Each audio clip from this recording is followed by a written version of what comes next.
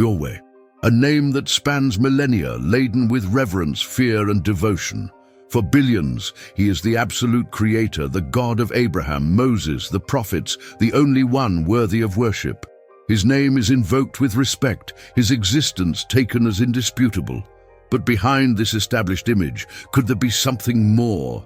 Something forgotten in the folds of time, buried under layers of translations, traditions, and transformations. Before becoming the center of Abrahamic monotheism, there are indications that this figure, so well known today, may have been part of a very different reality. Traces of older stories speak of divine beings who were neither unique nor isolated, but part of an assembly. Gods with their own personalities who walked among men, ruled territories, dictated laws, and commanded respect with thunder and catastrophes. These were not mere myths, they were the Anunnaki, central figures in ancient Sumeria, associated with the creation of humanity and dominion over emerging civilizations. And among them stands out an entity that seems to echo many of the characteristics later attributed to Yahweh. This ancestral figure was also associated with storms, war, and judgment. He had a severe side and a protective side. He demanded loyalty, imposed rules, and his presence was seen as a sign of power and order. The inevitable question arises: was Yahweh a reworking, a disguised continuation of one of these archaic deities? Could it be that, long before becoming the one God of Israel, he was part of a broader set of revered entities? The key to this possible connection lies in the earliest records of the Hebrew tradition and in archaeological discoveries that challenge conventional interpretations. The Bible itself points to revealing clues. In texts such as Deuteronomy chapter 33, verse 2, and Judges chapter 5, verse 4, Yahweh is portrayed as emerging from regions such as Edom, Seir, and Midian, territories historically connected to tribal cults and desert deities. This geographical origin does not seem compatible with the idea of an eternal God without beginning. Instead, it suggests a modest beginning, linked to local cults. In Sinai, a discovery made at Kuntilit Ajrud sheds more light on this issue. Inscriptions from this site, dating from the 9th century BC, mention Yahweh of Samaria and Yahweh of Teman, indicating that there were different regional versions of this deity. And, surprisingly, they also refer to Asherah, suggesting that Yahweh was worshipped alongside a female figure. Asherah, known for her role as mother goddess in Ugaritic texts, was widely associated with fertility, protection, and domestic life. This cultic coexistence appears as an indisputable feature of religious syncretism, where Yahweh did not reign alone, but was part of a broader symbolic universe.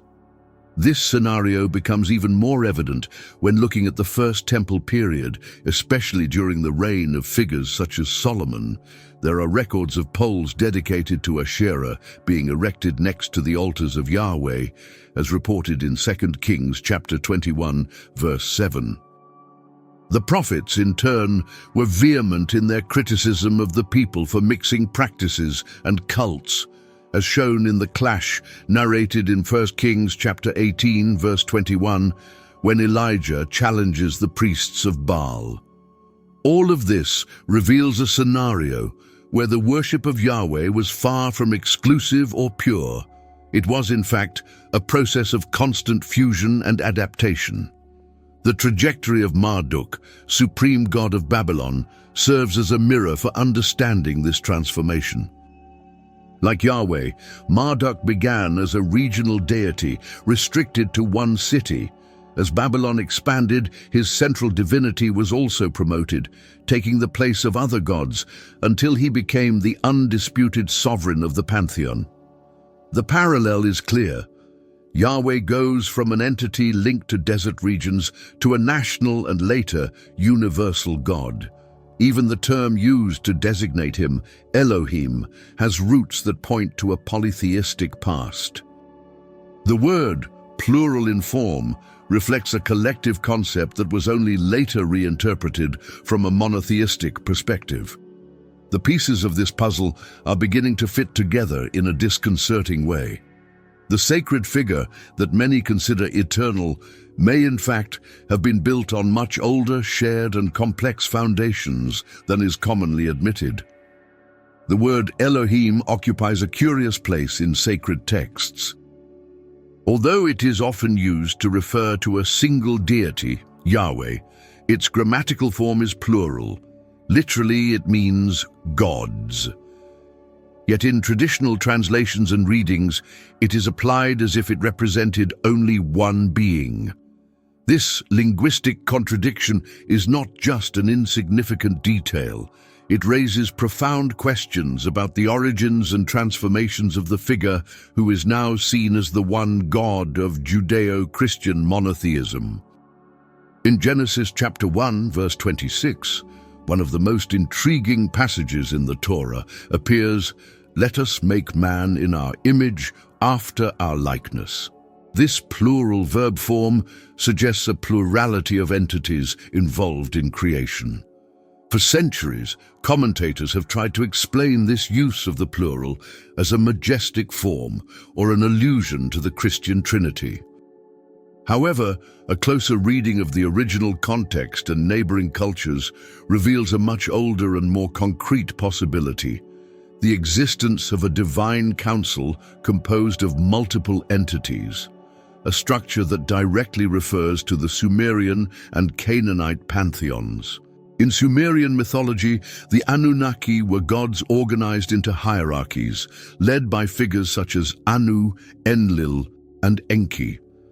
This model of a heavenly council was not uncommon in the ancient world.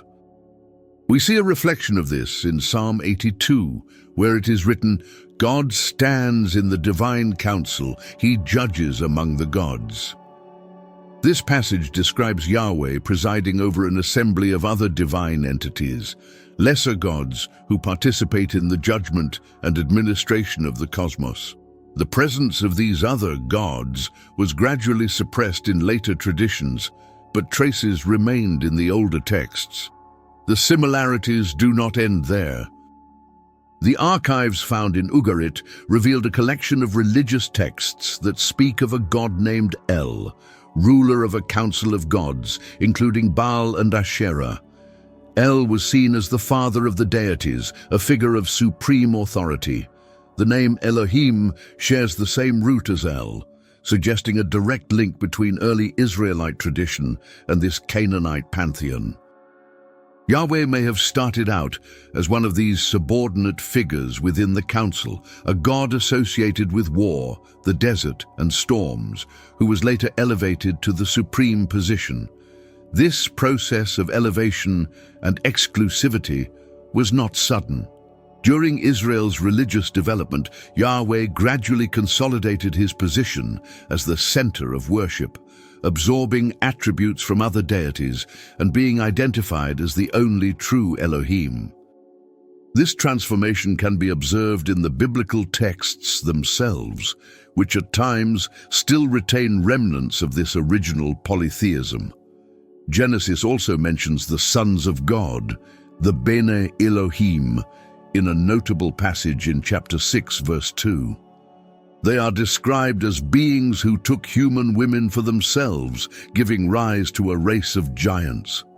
These beings resemble mythological figures from other ancient cultures, demigods, heroes, or titans. And it is precisely in this context that the story of the flood emerges. The biblical account of Noah is not isolated. In Mesopotamian traditions, especially in the Epic of Gilgamesh and the myth of Atrahasis, we find almost identical descriptions of a great cataclysm sent by the gods to destroy humanity.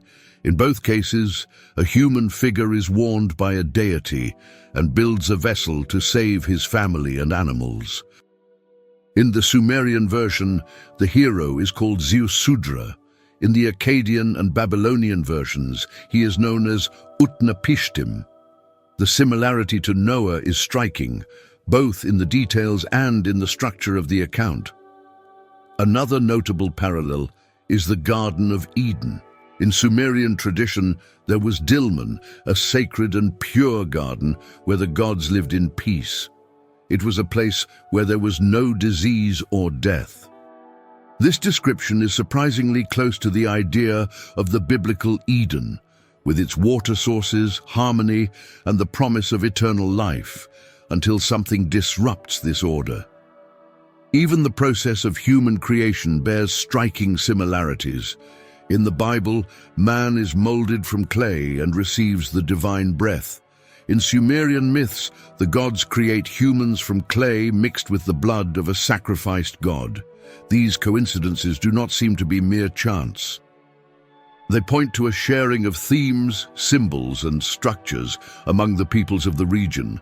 Abraham, considered the patriarch of monotheism, was born in Ur, one of the main cities of Sumer, dedicated to the moon god Nana.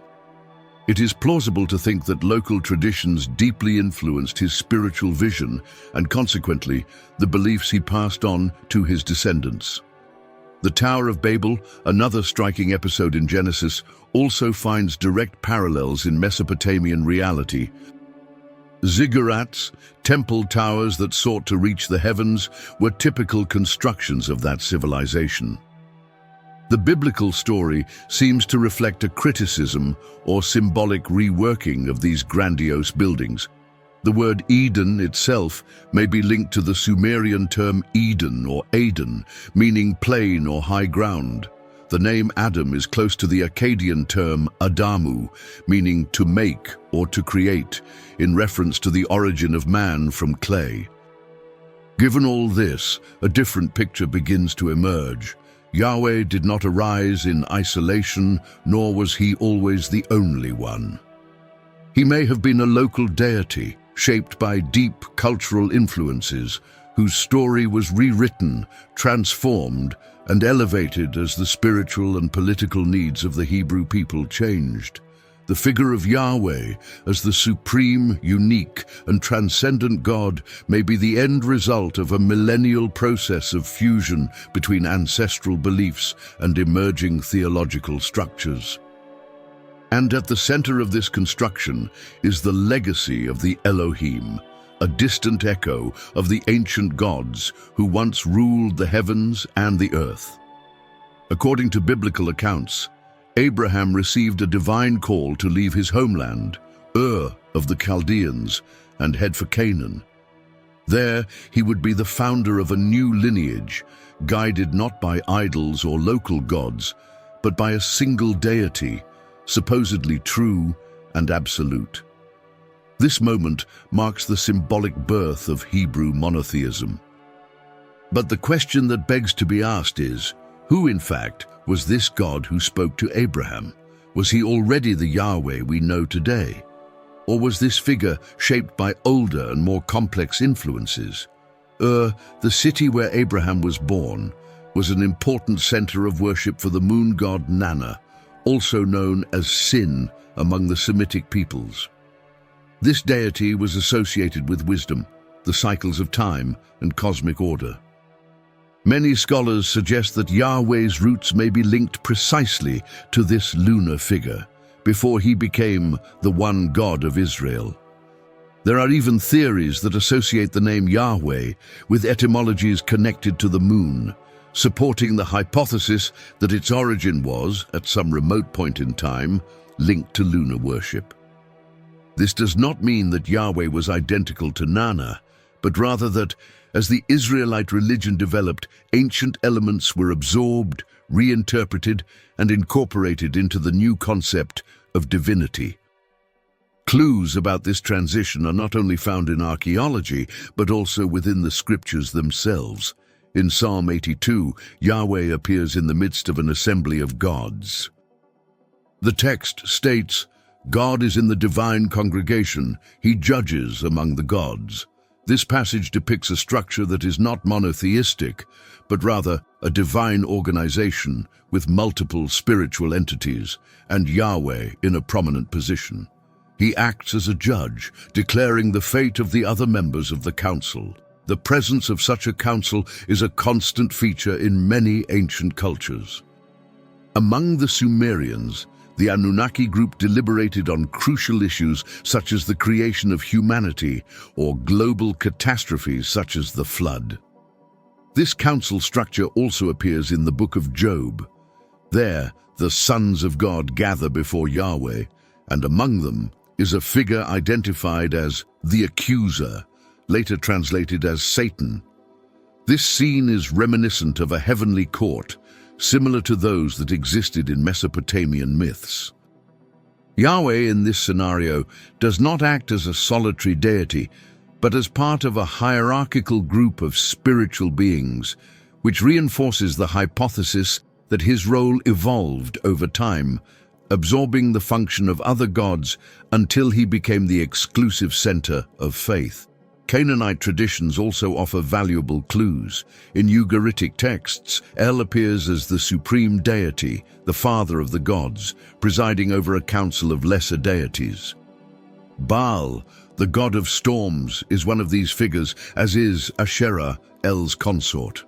El's authority as spiritual ruler of the pantheon is strongly reflected in the way Yahweh will later be described. This has led many scholars to argue that there was a fusion between these deities, that Yahweh, in his most primitive form, shared characteristics with Baal and El, and over time came to assume their titles and functions. A clear example of this is in Deuteronomy chapter 32, verses 8 and 9. In this passage, Elyon, a name designating the supreme deity, often associated with El, divides the nations among the sons of God, and Yahweh receives Israel as his inheritance. In older versions of the text, the sons of God were clearly present, but later translations modified the passage, probably to remove any trace of polytheism. This indicates that the process of Yahweh's monotheization involved, among other things, the deliberate reinterpretation of texts to hide or soften the plural origins of the Israelite faith. The question that remains is, why were so many of these connections erased? Why was the idea of a council of gods suppressed over time, replaced by a single centralized view? Some say it was a way to protect monotheism in its infancy, strengthening the identity of the Hebrew people in the face of neighbors who worshipped complex pantheons. Others believe that from the beginning, there was a conscious project to reformulate ancient beliefs to align them with a new spiritual model that was more cohesive and less vulnerable to outside influences. Whatever the answer, one thing seems certain: Yahweh did not appear out of nowhere, nor was he always portrayed as the only divine being. His history dates back to times long before Abraham, before Canaan, even before the Bible. He was perhaps one among many gods gathered in heavenly assemblies, deciding the fate of humanity under the starry skies of ancient Sumer. It is in this ancient landscape, among ziggurats and temples of burnt bricks, that the first shadows begin to emerge of the one who, centuries later, would be proclaimed the one true God.